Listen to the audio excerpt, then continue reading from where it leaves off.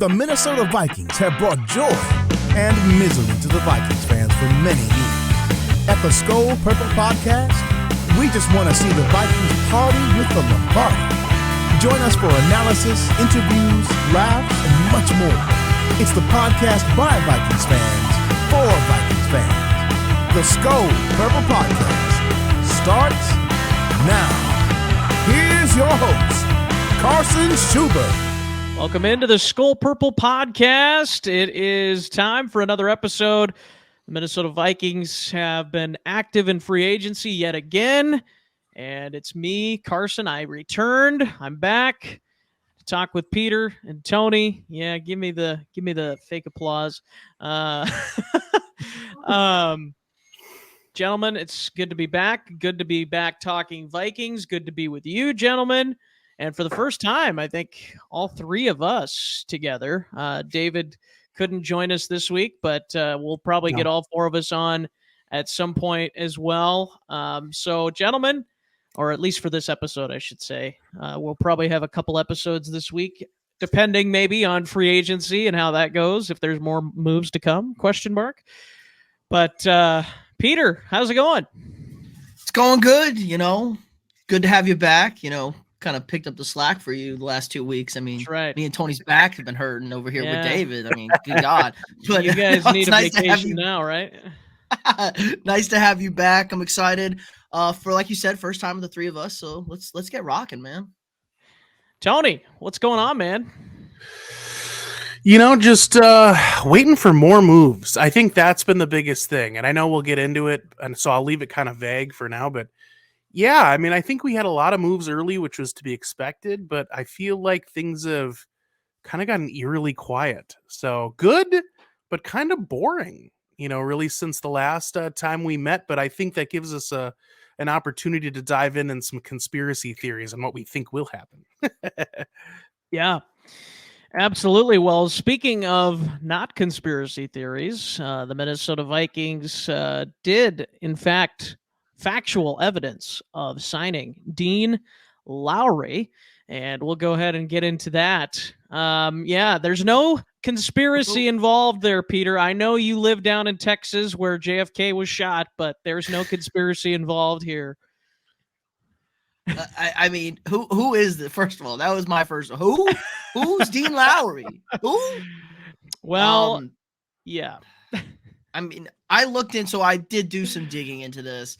And Kwesi's going full money ball here. I know we kind of talked about it in text. A guy was pretty. I'm gonna be blatant. He was pretty awful last year. He was flat out terrible last year. But 2 years ago, very productive. Had 5 sacks, more of an interior D lineman. The big money ball play is he had the exact same or within 0.1% quarterback pressure rate as Dalvin Tomlinson did last year. So that's where I think the big money ball is here. We didn't pay any money for him, and we're thinking we're getting the same pressure rate that we got for Dalvin, who got, a fat stack of cash. Yeah. Yeah, that's a good point. So the deal for Dean Lowry, actually Ben Gessling, as we record this, just tweeted out the contract terms like 7 minutes ago, which is quite interesting. Perfect timing. He signed a deal for 2 years, and there are 3 void years on this contract, which very interesting. So $3 million signing bonus, $4.2 million guaranteed at signing, up to $250,000 per game roster bonus, and $50,000 without bonus both years. Man, I'd love to be on a roster just so I could get that roster bonus, $1.2 million base salary for 2023, fully guaranteed, and then $3.7 million base guaranteed for injury, fully guaranteed third day of league year of 2024, up to $750,000 in incentives. So total cap hits for Lowry, $2.02 million, $4.6 million, and $1.8 million in 25, which is dead money from void years. So it's basically a 2-year deal. is what it comes down to. And it sounds like the Vikings could even get out of it after this year if they wanted to, which we can talk about that too, by the way, which seems like the Vikings are doing lots of that with their free agent signings so far, gentlemen. But I know Peter kind of gave his thoughts on who this is, who is this? Dean Lowry, mainly because I remember hearing his name when the Vikings played the Packers, and of course, good old Madden to help out with that as well. But Tony, your thoughts on Dean Lowry coming to the Minnesota Vikings? I mean, it's a depth move. It's another, as Peter mentioned, it's a numbers move, right? High risk, high reward on a guy you're not spending a lot of money on, even less than what we saw with a guy like Davenport, for instance. But really trying to get a guy in that can add some depth to the line and kind of like we mentioned, hopefully get the same type of production that we saw out of Tomlinson at a much lower cost. So we'll see what happens. I think that, this defense is really going to be kind of an enigma until we can get into camp, see what kind of guys we can draft, what Flores and his vision is going to look like once we get the team together. So I'm excited for it. I don't hate the move. Fun fact, he is the brother of bad boy Mike Lowry. So there's that for you. No, I'm just kidding. All right. Glad that he is not, because that would have been a little awkward. But yeah, I agree with you. I think it's a depth signing. That's kind of my thought when it first happened. Like, it's not like he's making bank-breaking money right now, So it's Sure. a depth signing, and I really think the Vikings lacked good depth last year. And I'm not saying Lowry's a guy you want to start multiple games, but I do think, if there's a game or two, that, whoever your starting defensive 3-tech is, your nose tackle is, he could fill in there. He could fill in on the outside if necessary too, I think. Maybe mix and match with Harrison Phillips a little bit. So I think that is nice. So, and I think, you go back to Flores, and one of the things he said when they brought Brian Flores in here was he likes to have people who are versatile. And I think Dean Lowry fits that bill. Not that he's a great versatile player, as we've discussed, but that he is able to fill in either one of those roles. And I think that's huge for the Vikings, at least in terms of what Flores wants to accomplish. Absolutely. Anything you want to add on that, Peter? No, it's. I feel like if we were like a normal team in free agency, this wouldn't even get talked about. But this is, we're down to we'll take anything at this point. So, well, I will say this much. I think it's what I see an emphasis on right now is pressure, and I think the part of the reason for that is because the back end has been so weak. Pressure can really make a weak secondary look a bit better than what they are, just because it forces the quarterback off script. They're more prone to make mistakes once they have to get, quote unquote, again, off script. So I see that a little bit in some of the moves where we're truly trying to find guys that have a way to, if not maybe sack the quarterback, at least just make them uncomfortable. And I think that might help if we have a relatively young secondary we're probably going to be rolling out next year outside of Murphy. So, I see that as maybe some of the visions start to come together, but we'll see what they do, like I said, in free agency and then into the draft. Yeah. Well, speaking of more Vikings moves, they have re-signed Peter's favorite guy, Oli Udoh, to come on back. Here's what I'll say about Udoh. I obviously terrible guard, but the worst guard in the history of the NFL, maybe. I don't know. Ed Ingram might have competed pretty not well even close. They were not even close. Ingram really? was so much better than him. It wasn't even close. That's how bad Udoh was. Well, it seems like Udoh is better at tackle, and in the time that he played last year at tackle, he did do okay. I'm not saying it's anything spectacular or like you want him to start kind of the same way with Lowry. You don't want him to start multiple games, but I think he's okay to put in for a couple of games here and there, and obviously is much more comfortable being a tackle. And let's be honest, I don't think he wanted to be put into the situation he was with guard, and probably wasn't comfortable with it, but he's just like, yeah, I'll do it because this is what the team needs. Even though you could have argued maybe that's not what the team needed.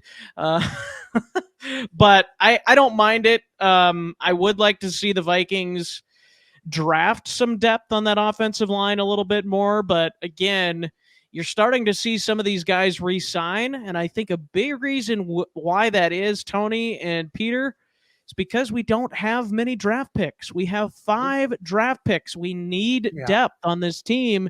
And that's why the Vikings are dipping their toes back into free agency for a guy like Dean Lowry and re-signing a guy like Oli Udoh and Austin Schlottmann, who we'll talk about in a moment. Tony, let's start with you on this one. What are your thoughts? I'm right there with you, Carson. I just think it's, if we had a bunch of capital, whether that be in the cap capital, we'll call it that. That's a weird way to say that. Or draft capital.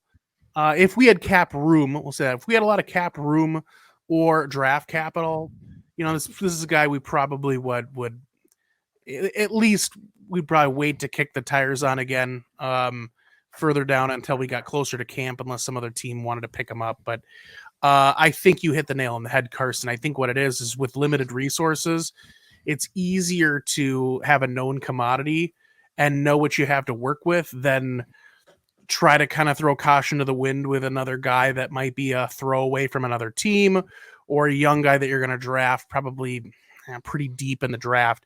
I would assume, unless there's somebody special that they like early, they're probably not going to look at offensive linemen until we get a little deeper in the draft versus early. So, and again, we don't have a lot of picks to begin with. So I just think that this is just purely a known commodity signing, and that's about it. Yeah. Peter, what are your thoughts? I mean, obviously, we don't have any draft capital. And all the interior linemen are crap, and you're not going to be taking a high-end tackle anyway in the draft. So it would be a later pick if we're going to add some depth, which there is some depth there, I think, especially on the interior. But I mean, I have to see the numbers because they said he was going to get a good contract because teams wanted to look at him at starter because of how he looked against Chicago at right tackle. But he's probably going to play. O'Neal, who knows how long O'Neal's out. Darrisaw is one soft contact to his head from being out 3 weeks. So we're probably going to see him start a couple games next year. Most likely, I can see. But better at tackle. Again, they got to do so much overhaul with this stuff. And they know what they have in the building. So if they felt like that's the move to go with when signing him, I'll trust it. But again, I think it's more of a meme at this point, Udoh, than anything in the Viking circles. So they were very ecstatic to see him. It was, him and what's his face who went to Chicago last year, the other terrible offensive lineman. We're getting drawn a blank on his. Dakota Dozier. Yep. Dozier, yeah. Those two were the meme for us for a long time. So Old whatever. Dakota. It's a whatever move at this point. He'll probably play a game or two for us at right tackle. So, which, God bless, hope Kirk Cousins survives. Yeah, I hope so as well. And by the way, I think they also brought back Chris Reed. Correct me if I'm wrong on that. I think Chris Reed is back. So he'll be kind of that swing guard again. I believe that and is maybe correct. Third center. I mean, our depth isn't good, but it's like our starters really aren't that good either. So there's not much of a downgrade between our guards and centers and stuff. But I mean, I hope they fired every offensive lineman scout that we've had because they've been just horrendous at identifying offensive line talent for a long time. We got real lucky with Darrisaw and O'Neal, but other than that, it's been a lot of picks and a lot of misses. It's funny because I, as a fan base, and I include myself in this. Obviously, I'm a Vikings fan, but I mean, you like the Vikings? I would include myself in this segment of Vikings fans. I should say, where I laid a lot of that on Spielman. Welcome to my club. Welcome to my club. it's just, one of us. It's just, as you mentioned, Peter, it's like, how many swings and misses are we going to make? And it just, I don't know. He never seemed like he was a very good evaluator of offensive linemen. And I get that sometimes, things Other happen, than injuries happen. Harrison and O'Neal, but yeah. Yeah, it just, so, and obviously some of that's your scout team and stuff like that too. It's That's not obviously right. all on The rest of it's on Spielman. Spielman. Yeah, and to be clear, the Bradbury I didn't hate pick is the Spielman. unforgivable one, right? Like Bradbury at 16 or whatever, when we probably could have got him at 50. Yeah, Like, yeah. Well, Yeah. that one chaps me. And if we're gonna go outside of offensive linemen, I'm sorry, but there's two that will always stick in my craw, if you will, with Spielman, and that's going to be Ponder and Treadwell, because both of those, I even as someone that doesn't watch a ton of college football, I suppose I maybe watched more back then because, no kids and family, but it was just, I mean, I could tell you before we drafted him, like, this is not a good. Spielman did not make the Ponder pick. Spielman did not make the Ponder pick. Oh, I thought he did. GM. He was the really? vice president. Ponder was 2011. His first pick was Matt Khalil, which is even worse. yeah. I don't know. At least Matt Khalil had a good season. What did that go? All good season. Where did Khalil go? 4 or 6? 3. Khalil was 3rd. We took him 3rd. After Andrew Luck and RG3, we took Matt Khalil. Well, actually, we might have traded back to 4. We had the 3rd pick. We might have moved back with Cleveland. I think Cleveland moved in front of us to get. Hey, we could have panicked and taken Kirk Cousins as the 3rd quarterback off the board, or Russell Wilson. It would have worked. It would have worked. Oh my goodness, yeah. All right, well, I take it back, Slick Rick. I won't lay Ponder at your feet, but you still got Treadwell. And right. yeah, and Mike Hughes, and all of them.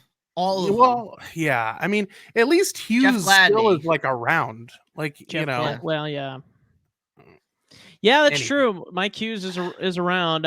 So maybe we should just blame Zimmer for not developing him. Yeah. I mean, oh my God. I mean, Waynes was solid, but yeah, he definitely wasn't worth where they got him. Yeah, we spent a lot of high picks on people that were okay players, but yeah. Too bad we didn't have the vision. I was one of the people. If I go back through my tweets, so anybody that wants to go picking through, I'm sure you can find it.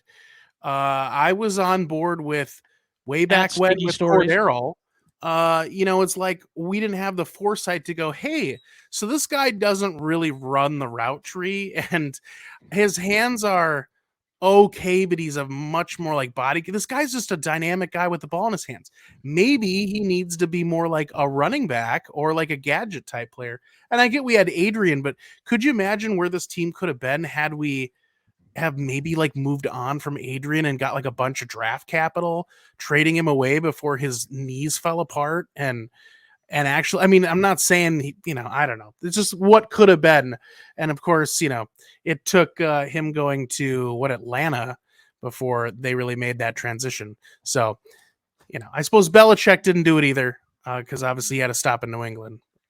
They pushed too hard to make him Percy Harvin right after Percy Harvin, kind of. Yeah. And it wasn't that guy. Different guy. Great player. Different guy. Yeah. All right, last re-signing that we'll talk about, Austin Schlottmann. We kind of hit on it already. But yeah, just another depth piece for the offensive line. Not a great depth piece, by the way, but again, a depth piece. And honestly, I think Chris Reed probably played center better other than the one game. Played center better than what Schlottmann did when he played. But I mean, he's a backup center. I mean, that is what he is. And we have Garrett Bradbury back in front of him at least. But it'll be interesting to see the Vikings approach on offensive linemen past this year, because I really don't think they're going to spend much capital on that offensive line based on these moves with the re-signings of the guys that we've mentioned, Udoh and Schlottmann, and Chris Reed as well. Yeah. So, Peter, go ahead. I feel like they're just gonna bubble gum and duct tape it together this year and hope it works. O'Neal, I mean, Ezra Cleveland is, I don't know, he just kind of gets lost on the line. You never see him doing anything good, but never really doing anything bad. So I think they were projecting him a little bit higher than what he's been at. So hopefully he can get there. And then you're relying on your 2 tackles, and I think they're going to totally overhaul the O-line around the 2 tackles and kind of just get an entire new interior when they get a chance. Now, one thing I would say, I would love Cody Mock, by the way, from North Dakota State, because he is so versatile. And obviously the 2 missing teeth, or the missing teeth in the he basically, Peter, he kind of looks like you, except you have your teeth, you got the beard, you got the he definitely pulls off being a Viking more than I do. But no, like Cody Mock, the thing that's nice about him is he could play right tackle until O'Neal's 100%, and then if one of your other guards is not playing up to expectation, or maybe the Vikings just say, because I think Cleveland's contract's up after this year, right? Or is it after next year? I'm not sure, but I mean, so then you can put him into the left guard spot.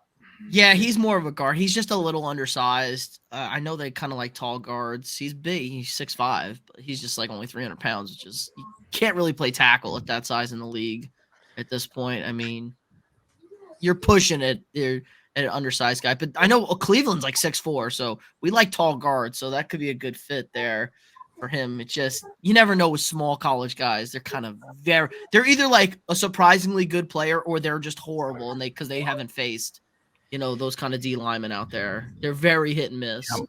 Yeah. Yeah, I think offensive line, I mean, I think that's maybe a little bit different compared to some of the, like, if you're a wide receiver and you're going against, FCS corners compared to FBS corners, because there are quite a few.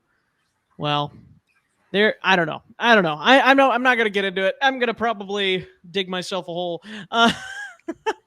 But Tony, any thoughts on Schlottmann? I mean, just another guy, again, a known commodity, somebody that they've worked with before, that they've got some time with, they have their hands on. I hope he succeeds, because every time I hear his name, I just want to, like, PA to say Schlotsky's Deli, which is not going to mean about anything to the Midwesterners. But for Peter, I know you've got some in Texas. Being originally from North Carolina, we've got them in the Carolinas. None here in Minnesota and Iowa, but yeah, I just want him to say Schlotsky's Deli. He came to the deli, over at Austin Schlottmann, but I don't know. That's what I'm working with. You can tell how much I care about this re-signing by what I just said. That's right. That's right. There you go. Well, gentlemen, before we get into our lovely sponsor, DraftKings, by the way, we'll talk about them momentarily. We're going to talk about some free agency grades, and I think you guys probably saw the D. Was it a D minus? D plus. D plus. The strong D plus. A D plus that the CBS Sports crew gave the Vikings for their moves so far. A much more generous grade from our friends at PFF. So here are the additions that the Vikings have made: Josh Oliver, Marcus Davenport, Byron Murphy Jr., and Dean Lowry so far, I should say. And the re-signings of Nick Mullins, Garrett Bradbury, Andrew DiPiola, Greg Joseph, and Alexander Madison. Plus, we mentioned the guys the other backup offensive linemen, which they don't care about. Then they also lost Dalvin Tomlinson, Eric Kendricks, Adam Thielen, Cameron Dantzler, and Patrick Peterson. So that's what the Vikings are dealing with in terms of gains and losses.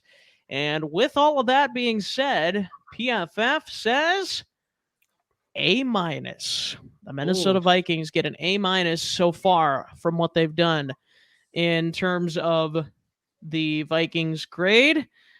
Before we get into our grades, gentlemen, we're going to give our grades so far on the Vikings and what we think for free agent grades so far. Can't give an offseason grade yet, obviously, but just free agents grade. I'm going to go ahead and say I think this is maybe more accurate. I think D plus is way too low, but I would say this maybe is even a little higher than I would put it. But I do think PFF's probably closer than what CBS Sports is. Because here's the thing, I'm not blown away by any of these signings. I think Byron Murphy could be a really good player, but I wouldn't say he's probably a top 10 corner or even top 15 corner in the league. So that's where I would say A- is probably a little bit too much, and everybody else pretty much is depth, really. I mean, Marcus Davenport could potentially start depending on if Za'Darius leaves. All that drama yet has to unfold. It sounds like he's going to be here unless he gets traded. But yeah, free agent grade. What are your thoughts on the grades that have been given by those two sources? Peter, let's start with you on this. I would probably split the difference, honestly. D plus is a little harsh, but A- is way too high. Byron Murphy's the best signing. I think we can all agree with that, especially for a team need standpoint. And the contract is pretty team friendly. The more I looked into the Davenport stuff, that's a really bad contract. It's 1 year, but we way overpaid for him what the market value was. Oliver is way out of left field, which I think was a bad, just way too expensive again for a backup tight end. Now, maybe they turn him into a freak at 6'7" and he can catch the ball like all of a sudden, but again, very expensive. I have this problem with Kwesi where he kind of like, very much gives off that Wall Street kind of vibe, like slick guy. I'm going to make the best deal. I'm going to outsmart the room. And sometimes football is like really simple. And sometimes the best player is just the best player and their number speaks for itself. So I don't love all the moves. I like some. It's a very mixed bag so far. I'd probably give it a B to B minus. It's not like we had much cap anyway. But I felt like we way overpaid for some depth positions that we didn't really need to overpay for. But we got a good steal in Murphy. I'm okay with the Madison deal. I thought that was very affordable for Madison to come back in, especially if he's going to be more focused in the offense. Who knows what Dalvin Cook's going to do? So it seems like he's been getting, like, towards the beginning of free agency, he was overpaying with those numbers, and towards the back end, we've been seeing much better contracts that we need to have. So I'd give it a B minus. We'll see. You can't really grade it until we play it on the field and see how these guys turn out. Because we thought we had a really good draft last year, and we would give last year's draft class an F. Like, honestly speaking, we were thinking like, this is a good draft class, and what they did for us on the field in 2022, it would be an F. So we got to wait and see. Tony. Yeah, I agree with you, Peter. I don't have as too much to really add to that. I think a B to B minus grade is exactly where I'm sitting as well. I think you also have to take into consideration like what I am taking into consideration when giving a grade. I would say with the resources we had, that's where I would land on a B to B minus. If we had more resources and these were the moves we were making, it would probably be a worse grade. So it's with that little asterisk. One thing that I've, just to add on a little bit of context to what Peter said, this is something that I've been mulling over since the Josh Oliver trade, because I'm with you. I know we talked about it a little bit last week, Peter, or earlier this week, I should say.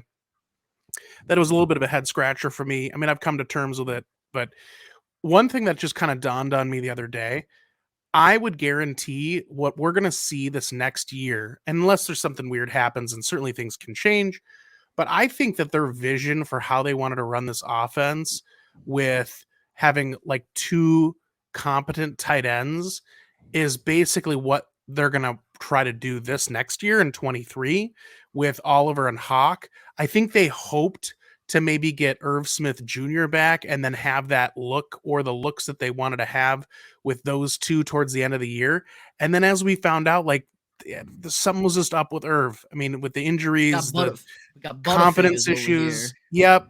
Confidence issues. And then it snowballed, right? Because he got the dropsies. And so I think that is how they're going to attack this. If everybody stays healthy, is I would hedge to bet we're going to see what they wanted to do last year with those two towards the end of the year, but with Oliver and Hawk. So it's going to be interesting to see. I'm excited to see it. And, at the end of the day, you got to give them kudos for saying, hey, we really think this is a good game plan and testing it out, put it to the test. Well, I think this Josh Oliver move and to combine that with bringing back Ben Ellefson, which they did as well, I think that for sure signals the end of Irv Smith, and I'm sure that's to many people's chagrin, based on all the drops. He's gone. Yeah, I wouldn't have minded giving him another year, hopefully fully healthy, just to see what he could do on, like maybe a 1 year, $5 million prove it deal type of a thing. But I like this move better because I think Josh Oliver is hands down a better blocking tight end. And I think Josh Oliver has not really fully been able to showcase what he can do with his hands. I think he's a better receiving tight end than what people are giving him credit for as well. And I think that's what the Vikings are banking on, to what Peter kind of had mentioned earlier. But he's definitely a better receiving tight end, and that doesn't take much, obviously, than Johnny Munt. So he's got that going for him. But Ben Ellefson, I think, is obviously pretty much just a strictly blocking tight end. I mean, maybe now and then we'll get a tight end screen. Please don't. But I would prefer no tight end screens ever, but especially not to Ben Ellefson. But no, I think Josh Oliver's contract, I know you're kind of not too happy on it, Peter, but I will say I think it's okay. I'm not too upset about it. Davenport's just a 1 year flyer. I mean, I think they probably had to overpay him a little bit for him to take a 1 year deal. And I think that's what the Vikings want, right? They want flexibility in 2024. And even with Oliver, they could get out of it, which I don't see happening unless he just has an awful year or he has like a fantastic year. Because I don't think the Vikings want to basically pay him $5 million dead cap hit, which is what this contract would give them. 8.2 is what he would make next year. If they cut him, then they'd give 4.7 on the cap for next year. Then in 2025, if things haven't worked out by then, they could save $8 million to the cap by cutting him before his age 28 season. So, yeah, I don't hate either contract.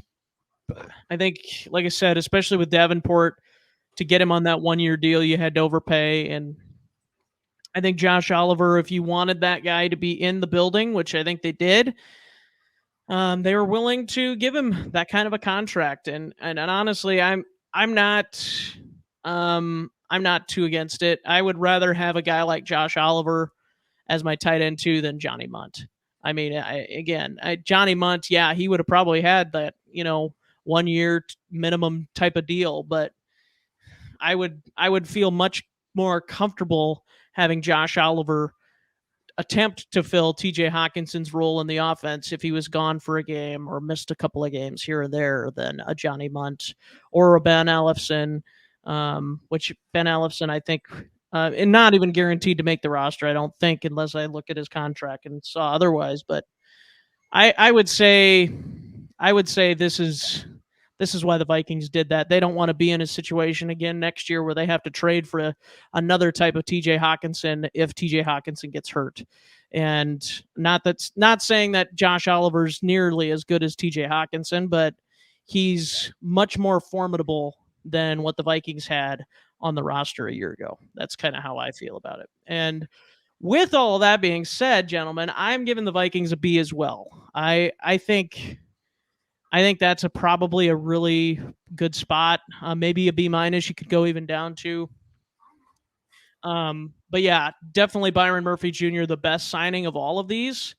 And again, I'm not too high on Byron Murphy. I think he's good, a good player, and I think he could get even better with Justin Jefferson going against him in practice, as he said. But yeah, it'll be interesting to see what happens with him over the next couple of years. It sounds like, I believe Murphy's contract's kind of that same way, where it can be an opt-out after the season in 23. So it's, again, the flexibility for next year is enormous for the Vikings, which I guess is good, because I think really they are going to be, 2024 is going to be the year where they really start to build the roster the way they had envisioned it.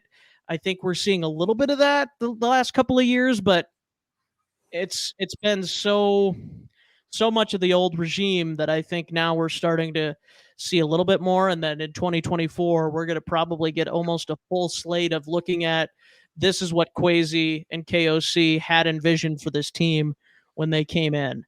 So yeah, I'm with you guys on that the B grade for what the Vikings have done in free agency so far.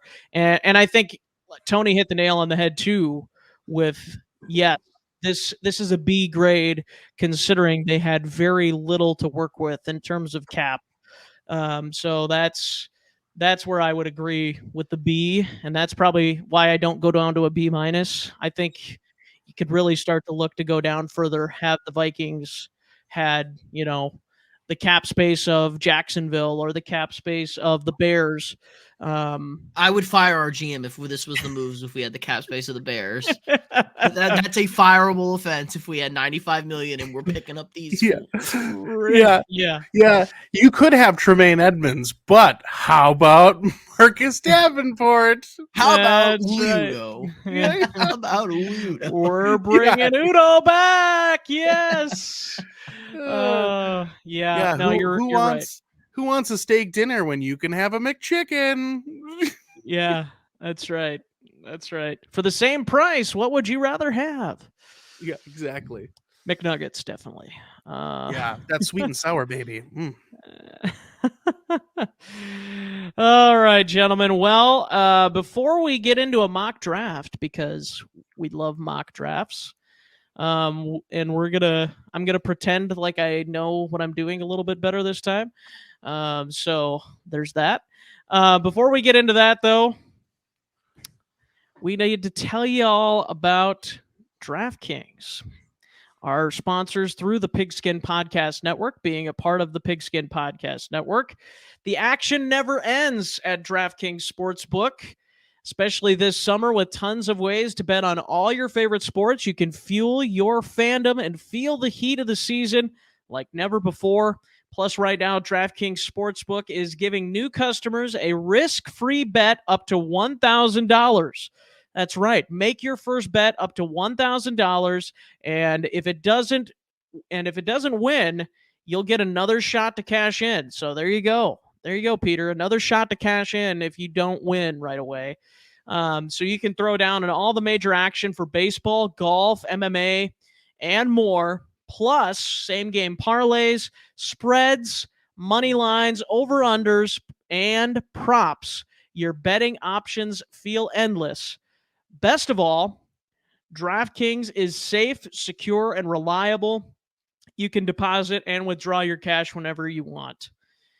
So download the DraftKings Sportsbook app now. Use promo code TPPN, scrolling across the bottom of the screen for our viewers on YouTube. Again, that's promo code TPPN. Make your first deposit and get risk-free bets up to $1,000. That's promo code TPPN, only at DraftKings Sportsbook. Minimum age and eligibility restrictions apply. See show notes for details. So there you have it, gentlemen. DraftKings, and I'm sure Tony is going to be loving up on this daily fantasy Tony, have you been doing any daily fantasy recently? Anything for March Madness, which is still going on? You're muted, sir. See, look at that. I'm so excited. I had to turn my mic off because I was just so excited. I didn't want to pick it up.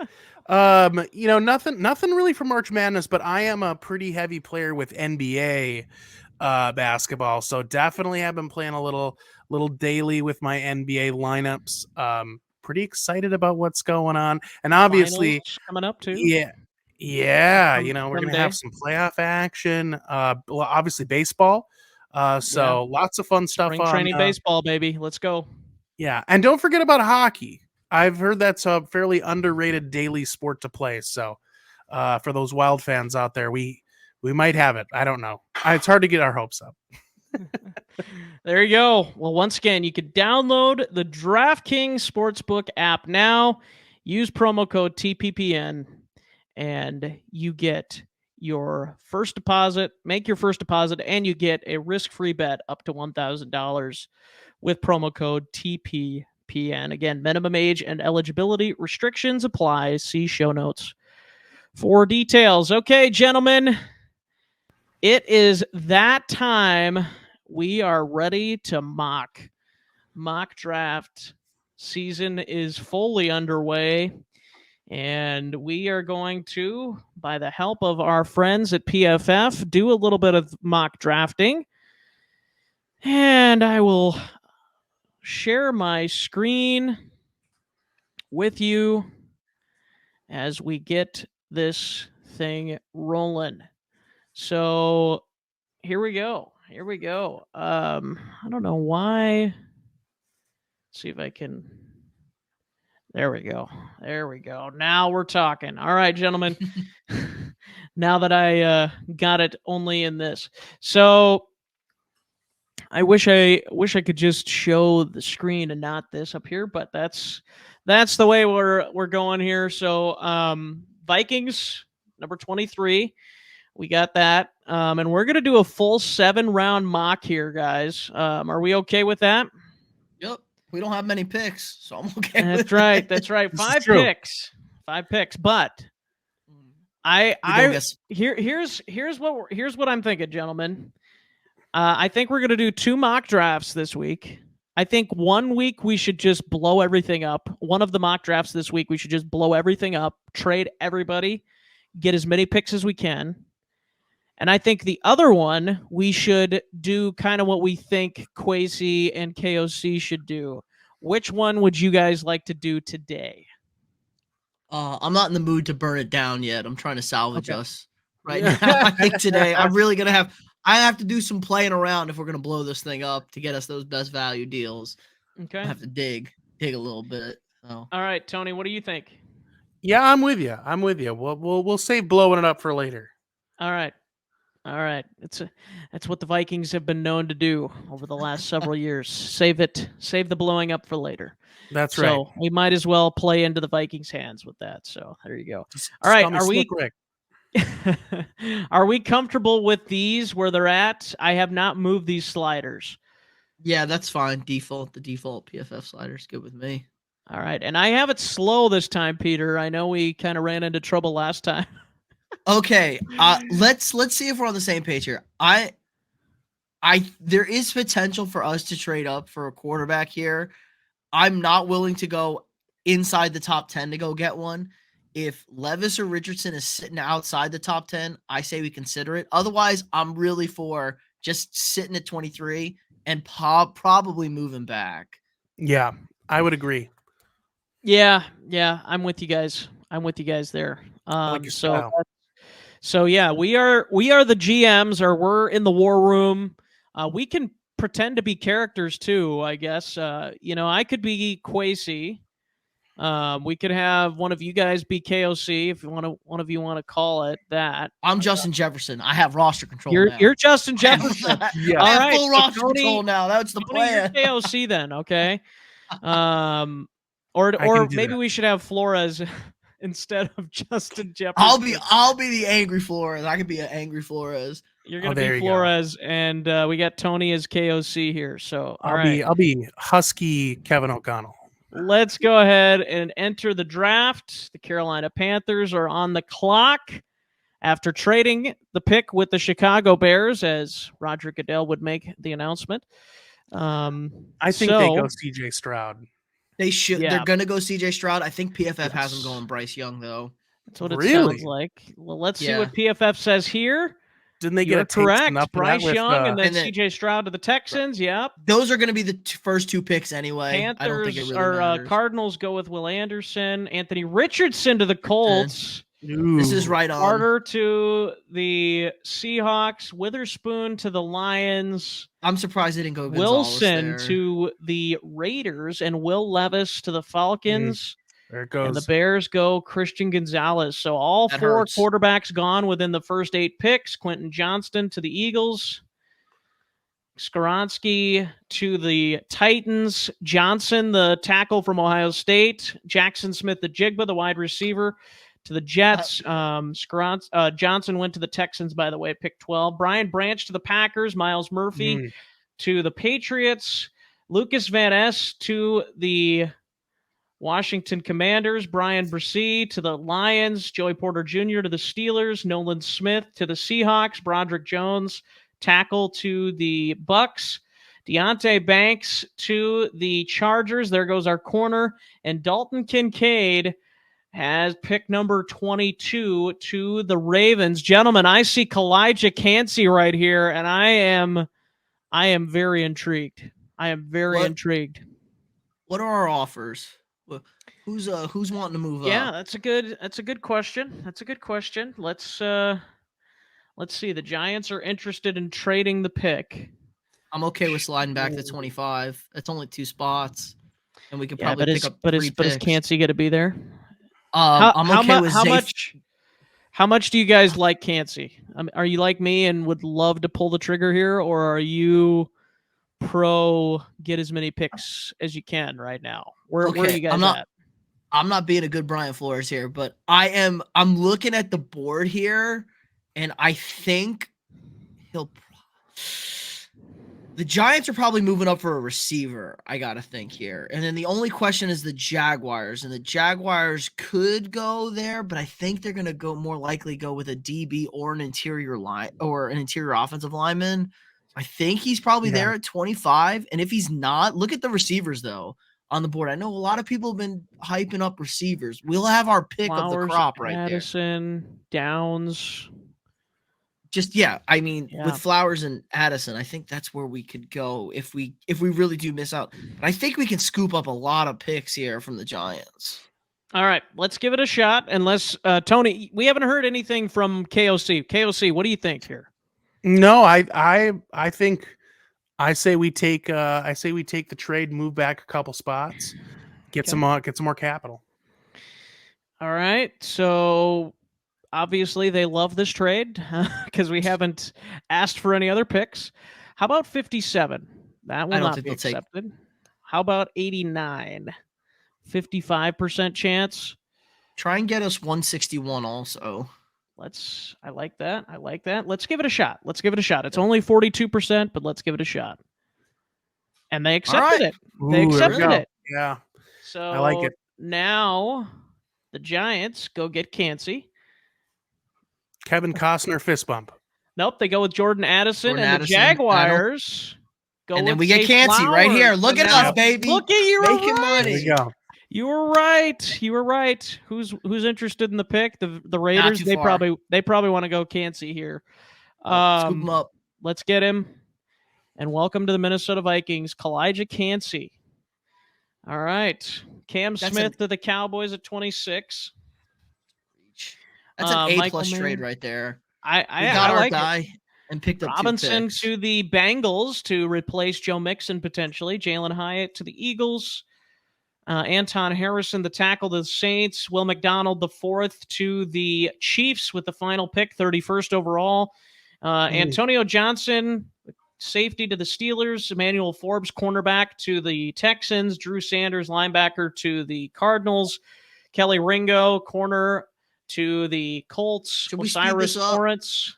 We're Yes. on the clock till 50. Sure. Let's Sure. Let's get to the good part here. I was just trying to explain for our audio listeners all these picks, but we can They go don't ahead. really care about other teams. They care They- about all us. right, They fine, care about fine. us. We'll just go fast. 'Cause I don't Yeah, think we're trading. we would I be mean, here. We would be here. I a would long be time. floored You're if we correct. traded up in this draft. Hendon Just- Hooker, by the way, is gone. In case I'm not worried anybody about that. cares. So we have picks 87 and 89 here. Wide receiver Nathaniel Dell is on the board, and the Vikings at this point have not done anything to address wide receiver to replace Adam Thielen, but he could still be there at 89 when we pick again. Garrett Williams, the cornerback from Syracuse, on the board. Carl Brooks, edge rusher. I think this is probably a no-go considering the Vikings' moves on the defensive line at this point. I think we're playing this as if Za'Darius is here, right? Because there hasn't been anything done with that situation. Correct. Yeah, there's some running backs, linebackers.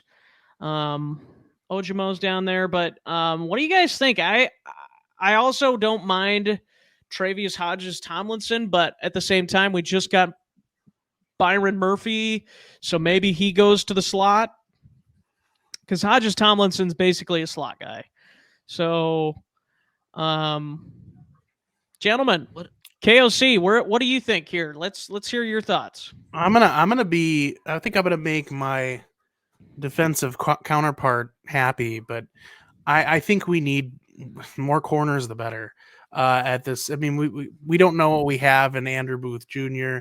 Obviously, letting Dantzler go, we need to continue to restock that area. Now, could we still get him at 89? Probably.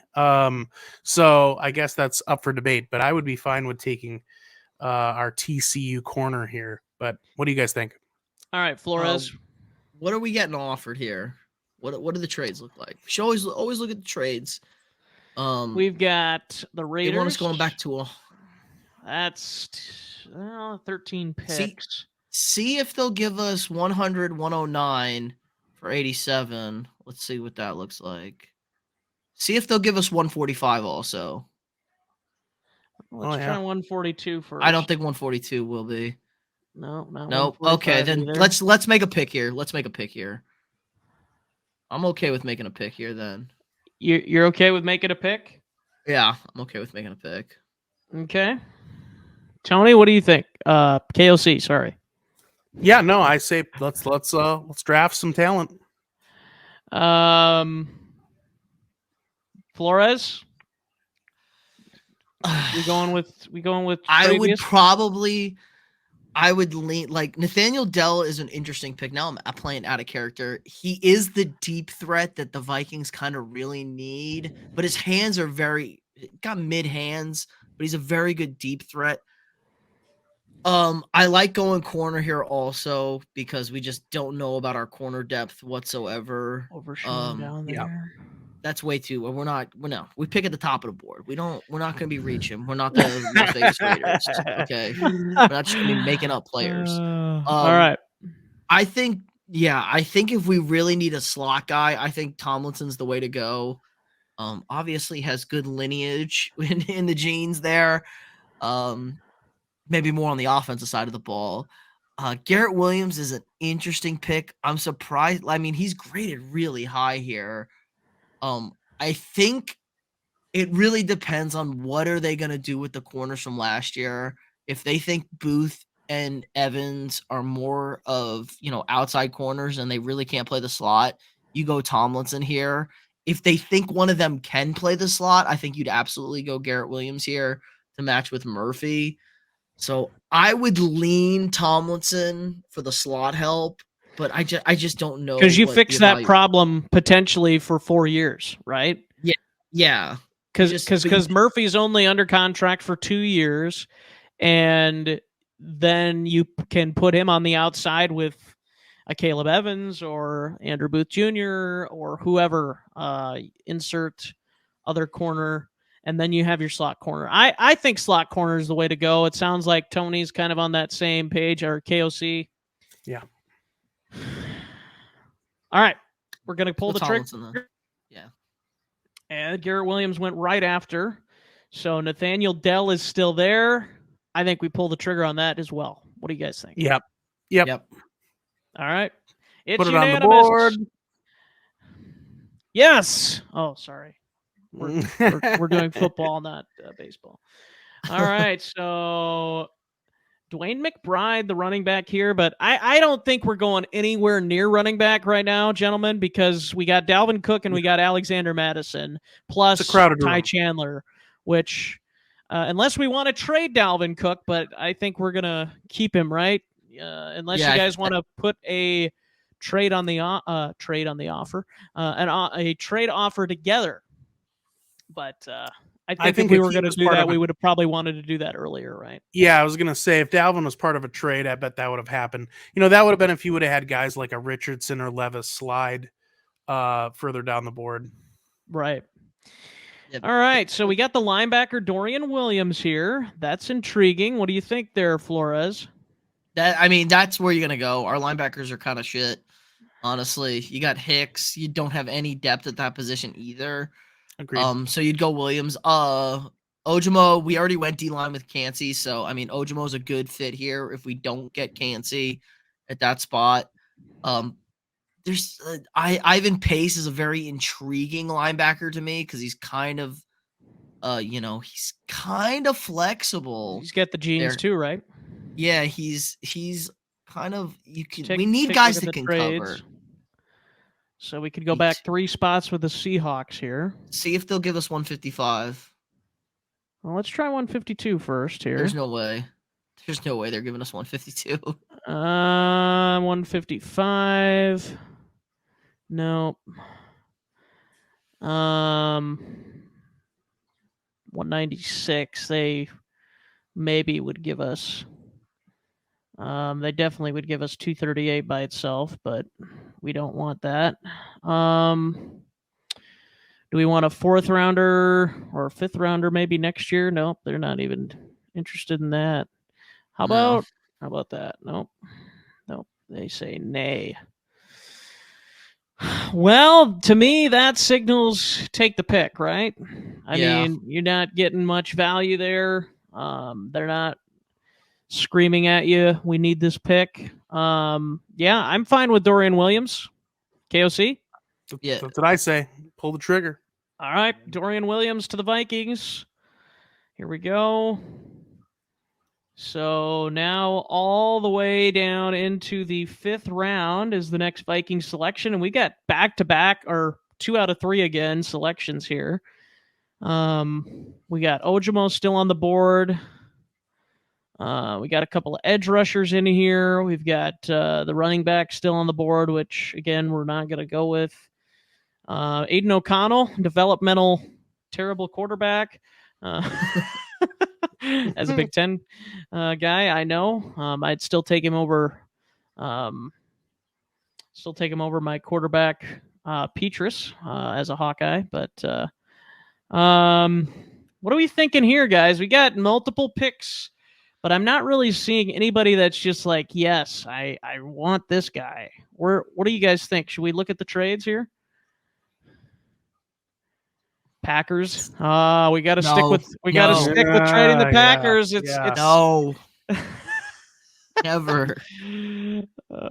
Hey, I like trading with the Packers, okay? They're going to trade us Jordan Love. Yeah, I love giving them Christian Watson for a bag of peanuts. Yeah, he's not going to have anybody to throw to. So then you also have the Commanders and the Seahawks. The most logical one would be the Packers, though, because they are the closest to our pick. But can't do it. Yeah, don't like it. All right. What do we want to go with here? Do we want to keep going with the defensive lineman, go get an edge rusher again, or do we want another receiver, another linebacker here, tight end, and then we can get rid of Ben Ellefson maybe? What are you guys thinking? I kind of like Ojimo, though. Like, I think he's still sitting there. And if anything, you got another young guy who's got some potential. you know, I think I'm good with that pick there. What do you think, Peter? Yeah. Yeah, especially, like we said, we got a couple of flyer. We picked up some guys in free agency, but they're flyer contracts. They're not like we have anybody to a deal. Right. So we could be sitting right back here in 2 years saying, "Oh man, I wish we picked this guy because we need to address the D line again." So I'm okay with Ojimo. He's the best available defensive player. And like you said, nobody wants the running back, and we're not going to take a running back unless Dalvin Cook is long out of town. Mhm. So I think we have to go with Ojimo here, just Yep. from a value point. And if he's not here at this point, I like Kobe Turner a lot too. He's another kind of inflexible inside guy. We're going with so. We're going with Ojimo and then Habakkuk Baldonado. What a name. What a name. Goes to the Falcons right after us, and we're back on the clock here. And guess what? There's still edge rushers on the board. What do the trades look like now? Somebody we got maybe 7 people interested people now. really want to bite The up. Bengals want pick 161 for 164. Let's see what they're willing to do here. Give us 205. Nope. 247. And how about we throw in a 5th? Nope. 6th? Nope. 7th next year? Nope. How about No. Nope. So basically we're getting 247. That's all we can get from them in return, but we're only going back 3 spots. Let's see who else is offering us. We could slide back a little bit more. Oh yeah, here we go. All right, so we got San Francisco a pick later. Tampa Bay back 13 picks, or then Tennessee, and then it goes back from there. So what we could do is look to, because we are getting into some of the later rounds. We could see if Tampa wouldn't mind packaging a pick next year, because I think Tampa's going to be garbage. So wherever they pick is probably going to be towards the top of whatever round. Your team owner will veto. How about 178? Nope. How about a 6th rounder next year? Nope. 7th. How about a couple of 7ths? Maybe we could even do 252. Wow. So that's not that those are good picks, but not exactly the capital I was looking for, but yeah, they're not giving us much, but we could maybe get 3 picks that are really late picks. I don't believe in 7th round picks. I'm not Rick Spielman. Oh, come on, Brock Purdy. Come on now. Yeah. Our scouts aren't good enough to draft Brock Purdy, so. That's right. So if we were the 49ers, maybe. I'm okay with so we can only get to 152. They won't give us 195. Nope, not even with all the other picks off. All right. So I say screw a draft. Who cares? Okay. These teams are being greedy. You want to go edge? Sounds like you want to go edge, Carson. I'm just saying there's a bunch of them here. You got Yasir Abdullah and Vilami Vehoko, I believe how you say that. San Jose State and Louisville edges. I wouldn't mind going wide receiver, but I think the fact that we drafted another one kind of fills that room up pretty well. If you still think you got Jalen Naylor, you still got Jalen Reagor in there. And of course, Justin Jefferson and maybe Olabisi Johnson returns. Who knows? I wouldn't bank on that, but no, didn't the Patriots sign him, or they want? I thought the Patriots were going after him. Oh, maybe it's possible. Could be. Yeah, I don't know, guys. This is a tough pick. I mean, you got Savala here, the guard. It's a little hot, well. I mean, I don't know. I wouldn't mind another guard, but where are you guys at with this pick? I say go for it, Peter. No, go ahead. I was just gonna say I think you go Abdullah, or I mean, I hate to say it, but I mean, I'm even fine with going Turner here, just again continue to stack up that room a little bit with young defensive linemen. But I think if we're looking edge, then yeah, you go Abdullah. But that's just my opinion. I like that. It's hard to go that much D lineman, honestly. For Can us, it never have feels enough pass rushers, I've been told. fair. So let's go Abdullah here then over Kobe Turner because we addressed Okay. the inside. We gotta. Who knows what Daniil Hunter, what we're gonna do with him, and Right. Darius Right. Smith obviously is kind of all over the place. So let's add some pass rush. Yasir Abdullah from Louisville to the Vikings. And now we go to 176. We got some trade offers. We got Cam Jones now still available. Aiden O'Connell, still a lot. We still got our guard here. I'm interested in that guard. Not going to lie. The Texans would give us pick 187, 9 picks back. Now, would they also give us 200? I doubt it. And I was correct in my doubting. 202 won't give us that either. But yeah, you don't believe in 7th round picks, so I won't even Yeah. throw those out there. So yeah, again, I think probably just say draft, right? I don't mind your guard assessment there, Carson. I think it might be good to get a young guy in, get some fresh talent, get some fresh legs in. Probably not a guy that we're going to be looking to start, right? But that's Right. kind of the point, is at this stage of the draft, you're getting bodies in, the guy that are developmental. So I'd be on board with a guard here, and he's not too. I don't think it's too much of a reach what we're looking at. I don't I see think anybody above him that I'm really intrigued about. no, I'm all for the guard here, like you said. It's good value unless you want to go Aiden O'Connell, but I think you know better than most on the Big Ten assessments. I ain't about Big Ten quarterbacks either. Yeah. Especially No. on bad teams. Yep. All right, Chandler Savala. It is the guard from North Carolina State. And here goes everybody else off the board. And now the Vikings' next pick is in the 7th round, I think. Or is that it? Nope, we still have...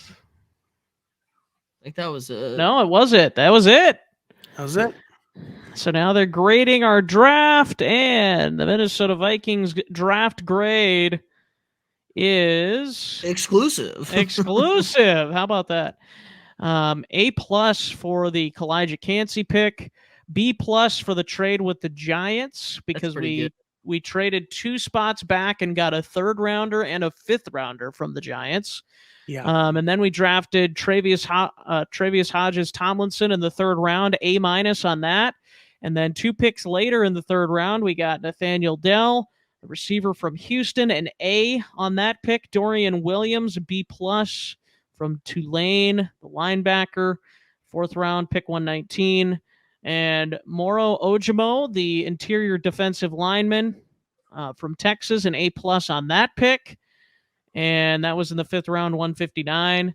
5th round, 161, 2 picks later. Yasir Abdullah from Louisville, A- on that pick. And Chandler Savala, an A- on that pick as well, the guard from NC State, 5th round, 176. So the Vikings in total from our trade with the Giants received 2 extra picks, and we used them in this draft. So we went from 5 total picks to 7, which, by the way, I would say Kwesi's probably going to have more than 7 picks by the end of draft day. I know you're shocked by that.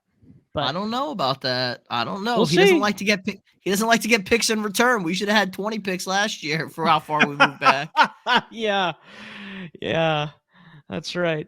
He's just gonna get a bunch of 7th round picks because that's... No, that was Rick. Maybe with Rick and his 6th and 7th rounders. Kwesi will get 1 3rd round pick for moving sliding back. That's right. 20 spots instead of 2. But an overall draft grade of an A. So once again, we have killed this draft, gentlemen. So congratulations. And now I'm going to go do my rebuild mock draft. So that's all. That's it. I'm going to go tear things up here. But there you go. Mock draft completed. Vikings with an A draft and a B free agency period. And so here we go into the 2023-24 season, and the Vikings are going to finish second. Detroit wins the division. Sorry. Not losing to Detroit. Not losing to Detroit. It's not happening. They don't know how to win a division. They haven't won one since 92. Yeah. What's the famous words from PA? This isn't Detroit. This is the Super Bowl. Yeah, that's right. Yeah. We don't like to talk about that, Tony. Oh, yeah, it hurts. It hurts the soul. All right, gentlemen. Before we finish, as we've been doing, let's talk a little bit about some of the moves that have happened around the league since you guys last did a show. I've got the free agency tracker up here. Let's see, some bigger names. I really like the move for the Eagles. First of all, keeping Darius Slay, which rumored had it that he was getting traded. He did not. And the Eagles topped that off by also adding cornerback Greedy Williams. They added him as well, kind of a replacement for Bradbury, right? Or did Bradbury stay with the Eagles too? They re-signed Bradbury so Greedy Williams to pair up and make that secondary pretty decent again. At least cornerback wise. I think safety wise, they're going to have some work to do.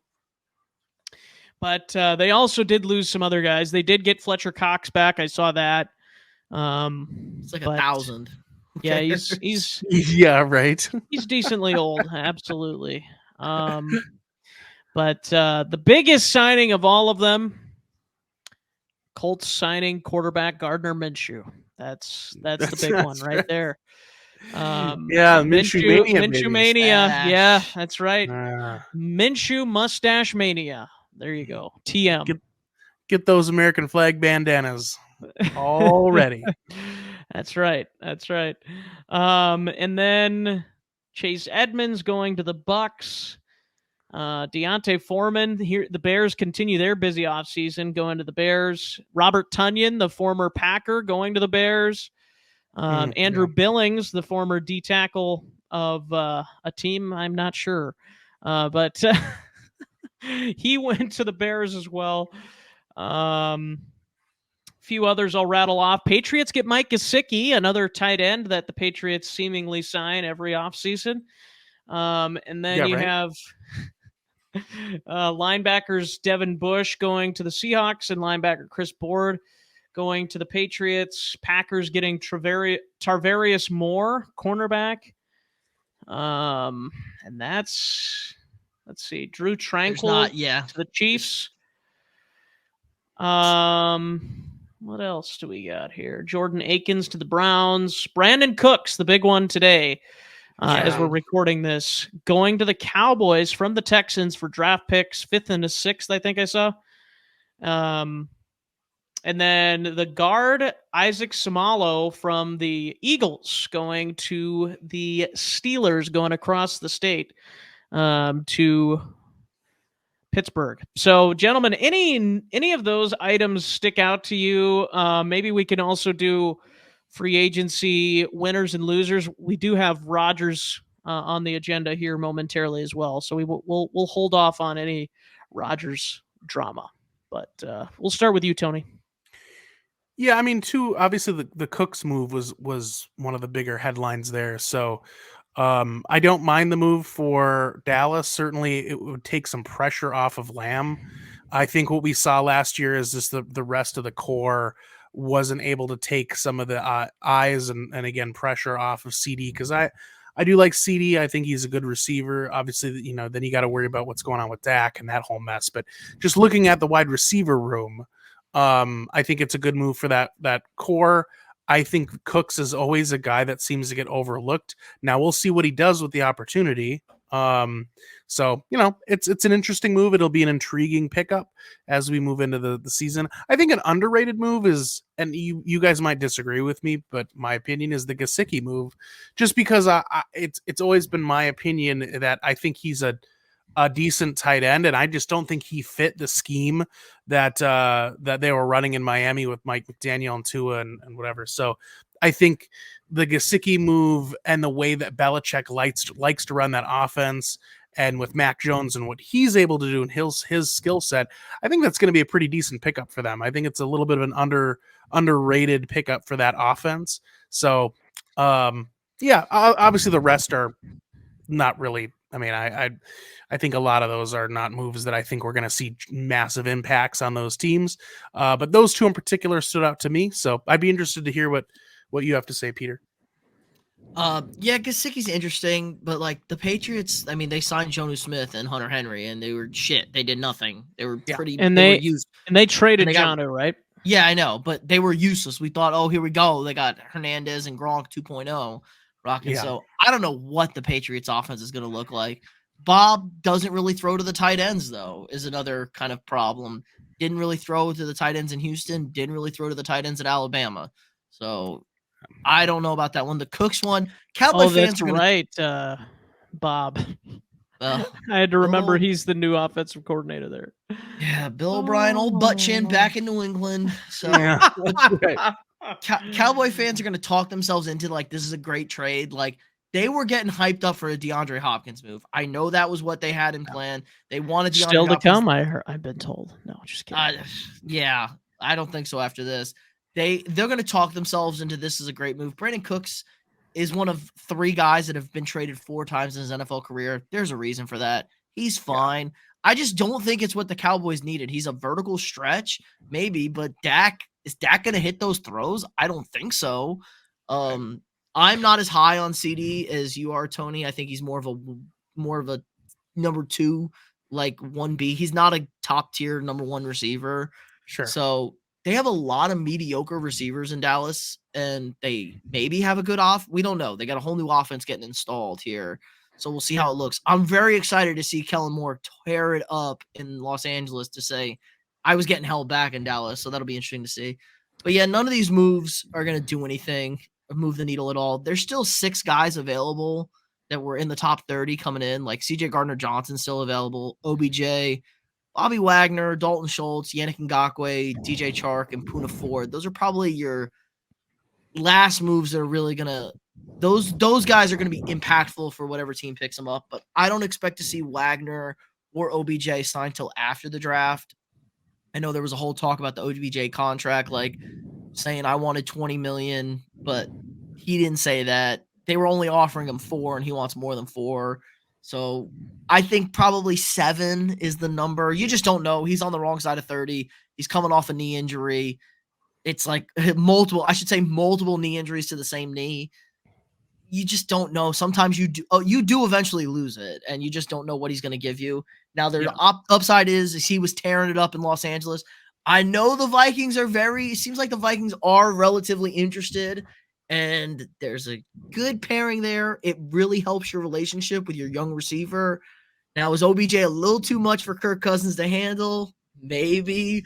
But I wouldn't hate it for the right number. So I think those are the ones you'll see. CJ Gardner-Johnson's the best available player out there.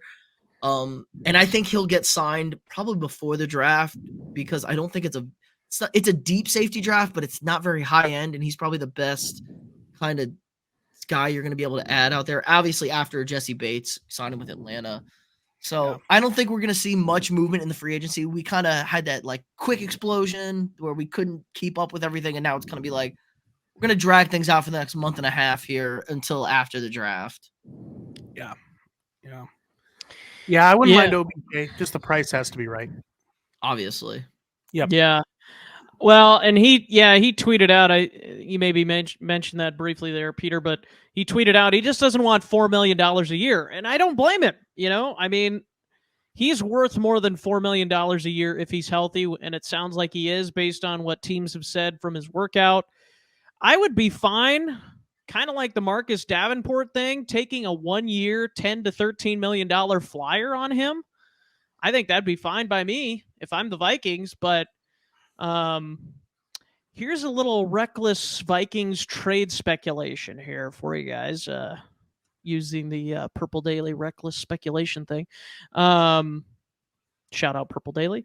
But anyways, DeAndre Hopkins, you mentioned him moments ago, Peter. Now, I know he's maybe not as fast as he once was, and maybe the pairing of him and Jefferson wouldn't be quite what the Vikings are hoping for, but I mean, when you put two great wide receivers next to each other, I mean, who wouldn't want that, right? I mean, assuming the price is right, both financially and capital-wise. What if the Vikings package together a deal for DeAndre Hopkins, including a Dalvin Cook and including a Zadarius Smith, and I'm assuming there might have to be another pick or two maybe involved in that. No, hard no, Vito. Can't give up picks. We cannot give up picks for a guy who's old and a steroid boy. Wasn't very good coming back from no juice. So what if it was just those two guys though?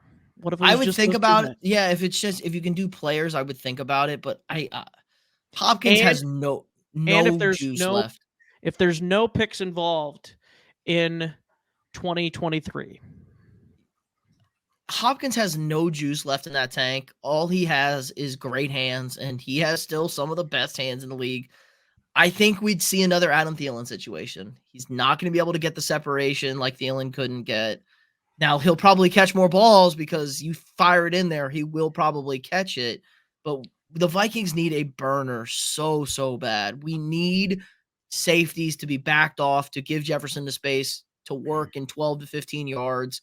Hawkinson to work at 8 to 12, and then that just creates so much more space for everybody on the field. And then you can even throw KJ wherever the hell you want to throw KJ, and it'll work. So we need speed. OBJ, I think, he's not necessarily the speed guy, but he's going to be able to get that separation that I think will really help, especially on the kind of route combos we like to run.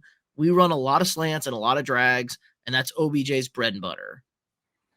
All right, Tony. Yeah. Please push the green button. Tell me I'm good. Tell me it's a good trade.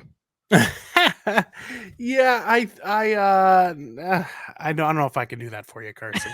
I think that I would agree with Peter that I don't know if I see enough upside there, and it would be nice to have a guy that's going to be more of a take the top off.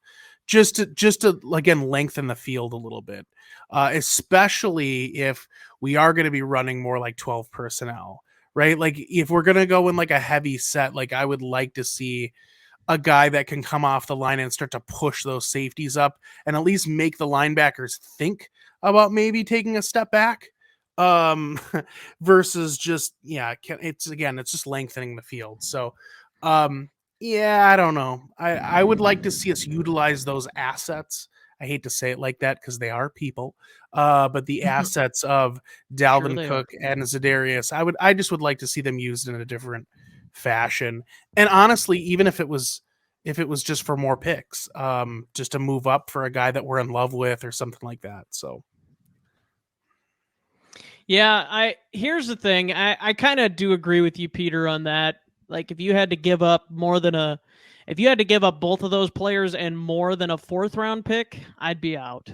Like you should not have to give up more than a 4th round pick and Dalvin Cook and Zadarius Smith for all the reasons you mentioned with Hopkins maybe getting older and stuff. I think if it was just Dalvin Cook they wanted in return, which I doubt that would be the case, I would pull the trigger extremely quickly if I was the Vikings, because I am of the mindset that running back is such a position of such a position that you don't really need to have a great player at anymore, or at least a bell cow, if you will. So we can't afford Hopkins. Arizona would also have to take on the cap and stuff. They'd either have to take on the cap or he'd have to agree to a restructure or something. But I mean, if it was just Dalvin, I would definitely do it. And I would, we'd have to work on the cap situation, obviously. But I think I'd take the chance, and I would probably still draft a receiver if we took him in and kind of go for that type of the speedster like you're talking about there. But I would just love to see it, to see if it would work out, to see if Justin Jefferson could get a running mate.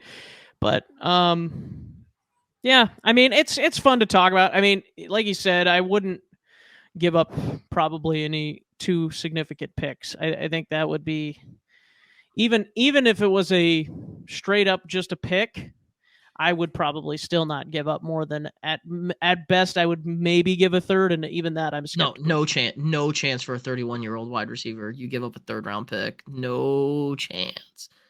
I mean, that's way, way, way too expensive for a guy who's 30 and going to be $30 million on the cap.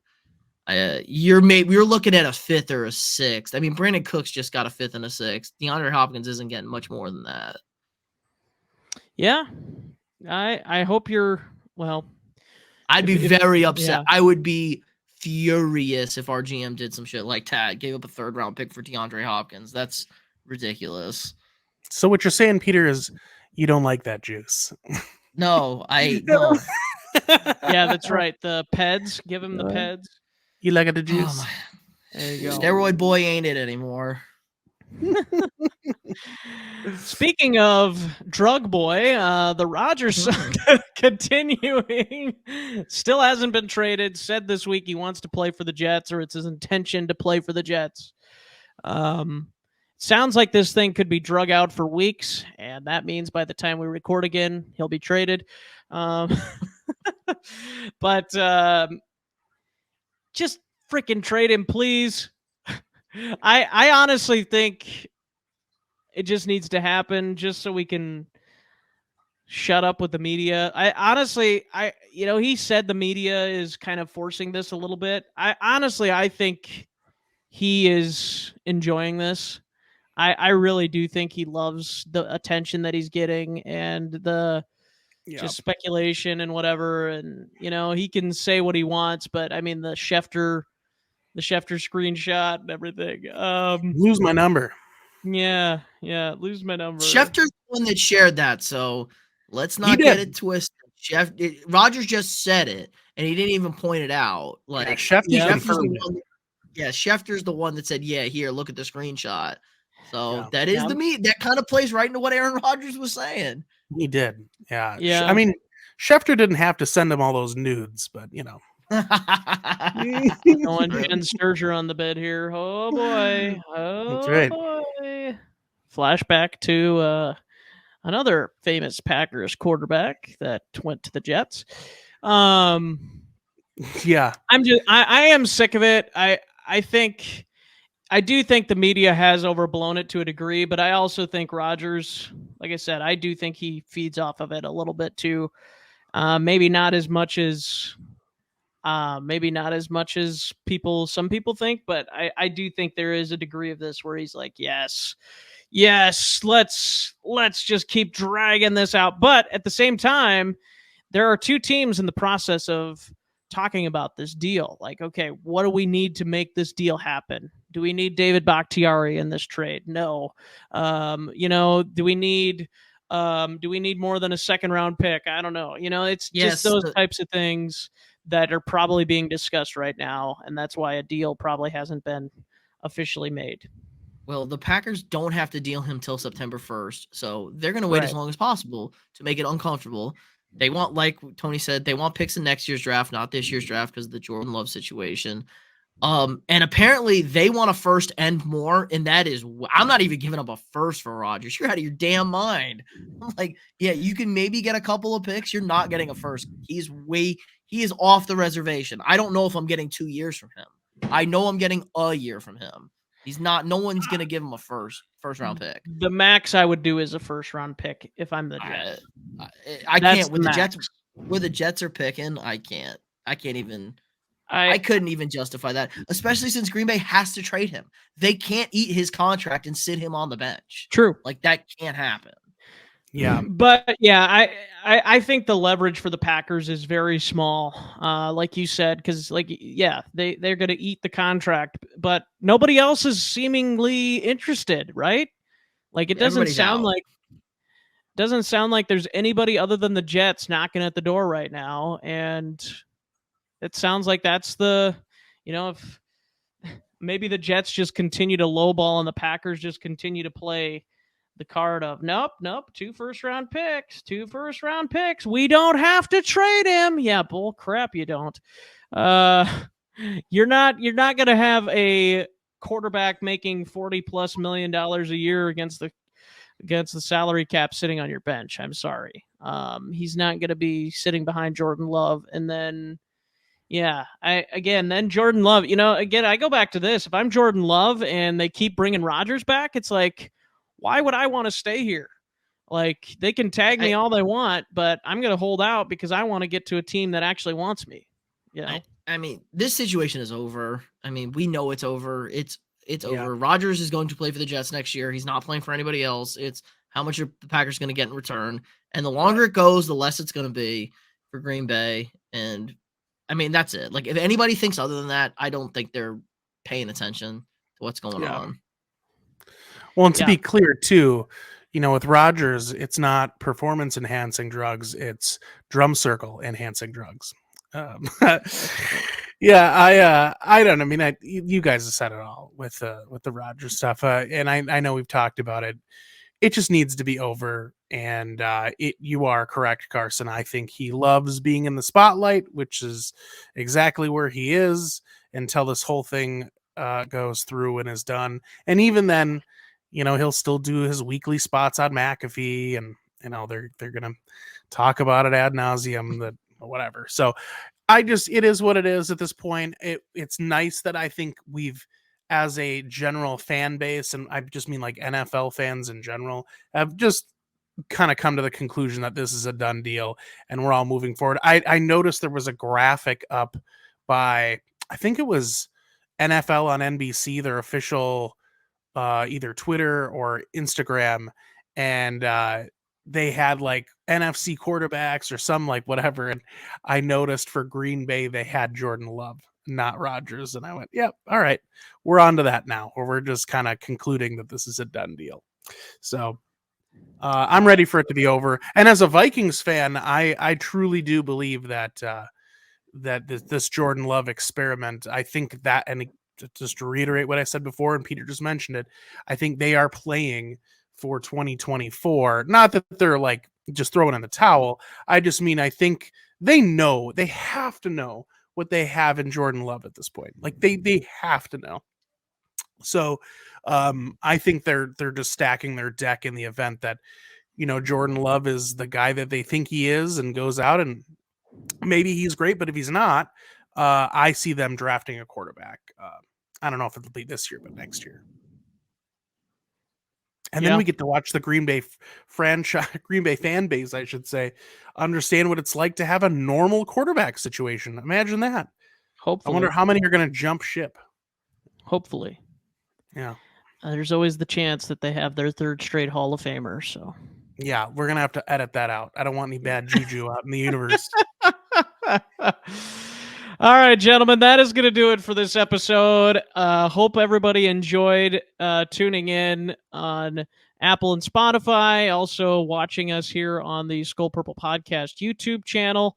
Make sure to subscribe. We keep on rolling in them subscribers, and appreciate Peter for putting out those Skol stats that you've been seeing on our channel as well. Those have been doing fantastic for the channel.